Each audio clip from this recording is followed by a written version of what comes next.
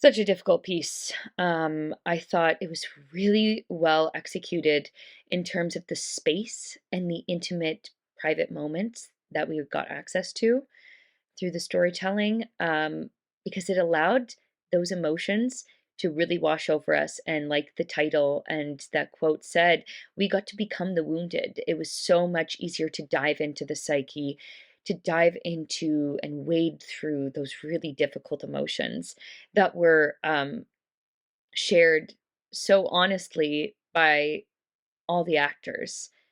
It's a complicated situation, yet so are relationships. Yet so is life. And we got to see the nuance of that really well. But I think the editing and the pacing was lovely as it just kind of unraveled and unfolded in a really organic manner. And it was a very difficult piece to watch. But yeah, a really brave piece. I think it was really smart to have a lot of this mourning and conflict take place in their living room on this couch. I think it's a very intimate setting.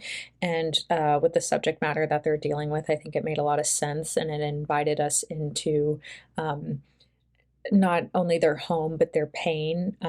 Almost as if we were sitting there with them. I think it was also really creative to use color and to use different filters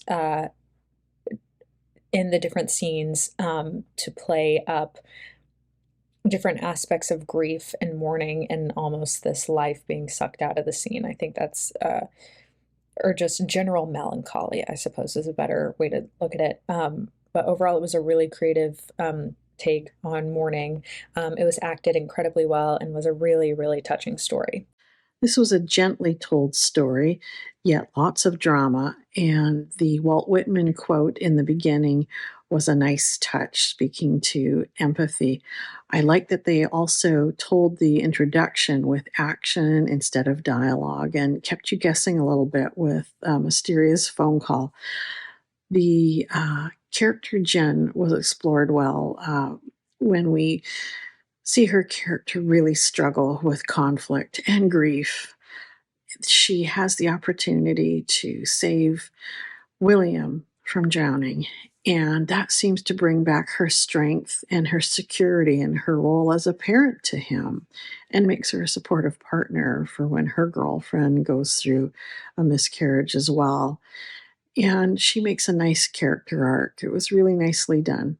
I do not ask the wounded person how they feel. This is a modern tragedy. We have this woman who's in a relationship coming to terms that this isn't working out, alluding that the relationship ends possibly due to an affair. They have a baby together. We flash forward, and our leading lady is with another woman. She's standing strong in her bisexuality. This conversation they have with William, their son, some people like women, some like men, some like both. It emphasizes her identity here, and this provides a good example of how we should discuss LGBTQ matters to young children, which is a very important matter in 2022. Meanwhile, her partner goes through this fertility struggle, and it is continuing to have miscarriages, and she doesn't really cope with this healthily. Sneaking alcohol in her soda can. The Chekhov's gun in this piece is certainly the life vest. Its bright yellow nods to the warning that is going to be coming into play.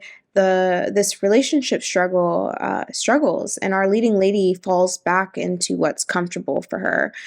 This choice leads, of course, to another pregnancy, causing tension in the relationship, not only due to the affair, but because of her fertility struggles. Her partner is really struggling with the fact that her future is not as the same case for her. The shot as we follow her partner is a very long take, but we stick with her from the lake as she walks all the way into the house.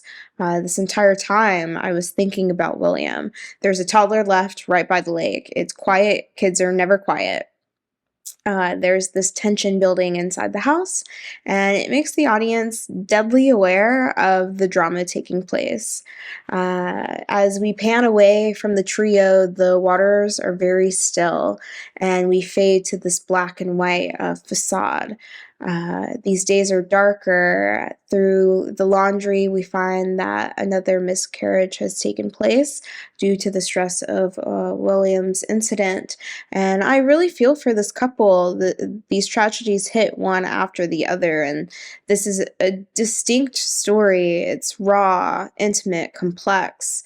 The ending takes very naturally, and it's not necessarily what we expect to take place, but it doesn't really fully close the book either.